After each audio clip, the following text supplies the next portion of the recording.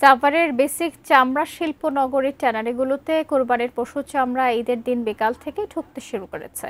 রাজধানী ও তার আশপাশের এলাকা থেকে সংগ্রহ করা হচ্ছে এসব চামড়া। সাভার ট্যানারি পল্লী থেকে বিস্তারিত জানাতে যুক্ত হচ্ছেন কামরুজ্জামান। কামরুজ্জামান, আপনাকে ঈদের শুভেচ্ছা জানাচ্ছে। আপনি তো সাভার ট্যানারি পল্লীতে আছেন, সেখানে চামড়া ঢুকতে শুরু করেছে। এ নিয়ে ট্যানারির মালিকরা কি বলছেন, সব মিলিয়ে জানাবেন। ধন্যবাদ শাকিলা। আমি এই মুহূর্তে রয়েছি একদম যে সাভার যে ট্যানারি পল্লীতে। আপনি জানেন যে এই যে গতকাল থেকে কিন্তু চামড়া কিন্তু আসা শুরু করেছে। আপনারা দেখতেই পাচ্ছেন যেখানে প্রায় খাসির চামড়া, এছাড়াও ভেড়ার চামড়া, গরুর চামড়া সেটি কিন্তু আমরা লক্ষ্য করেছি। তারা মানে এই চামড়া কিন্তু আসলে আসতে শুরু করেছে এটার মধ্যে। এই যে একটা বিষয় আপনাদেরকে জানিয়ে রাখি যে গতকাল থেকে কিন্তু চামড়া আসার পরপরই কিন্তু রাস্তায় লোড হওয়ার কারণে এবং সময় বেশি নেওয়ার কারণে কিন্তু চামড়া আসতে দেরি করেছে এবং রাত প্রায় 12টা অবধি পর্যন্ত চামড়া এবং সারা রাতই কিন্তু আমাদের কিন্তু অভিযোগ করেছে এই চামড়ার যে রাস্তার দেরি হওয়ার কারণে কিন্তু চামড়া পচন যে ঘরে ধরেছে এটা কিন্তু অনেকে অভিযোগ করেছে। এই যে চামড়ার যে বিষয়গুলো দেখতেই পাচ্ছেন এখনো কিন্তু লবণ লাগাচ্ছে।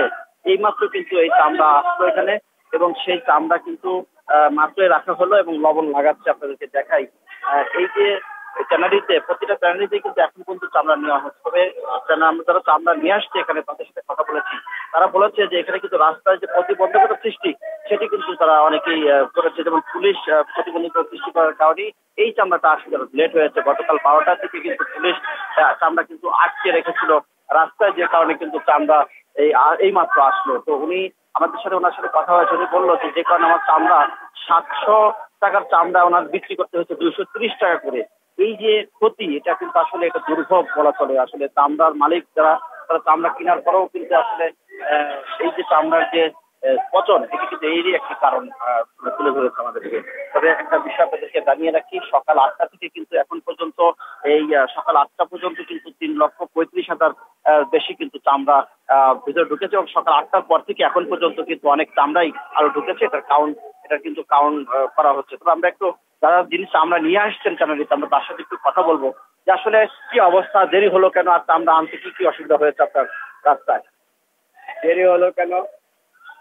আমার মুখ দিয়ে ভাষার কথা আসতেছে না, কারণ আমরা ঠিকই টাইম মতো চলে আসতে পারতাম, কিন্তু ওই আশুগঞ্জ ব্রিজের সাথে আশুগঞ্জ থানার পুলিশ প্রশাসন আইসা আমাদের তারা করা চলে রাখছে। তাদেরকে অনেক রিকোয়েস্ট করেছি যে স্যার, আমরা গরিব মানুষ, লোন নিয়ে টাকা ধার করে হাওলাত করে টাকা নিয়ে আমরা কিছু চামড়া কিনছি। এগুলো তো কোনো অবৈধ মাল না, সম্পূর্ণ দেশীয় সম্পদ, দেশি প্রচুর সম্পদ। আমাদেরকে যে চাইতে দেন তার আমরা নাইলে লোন খেয়ে যাবে।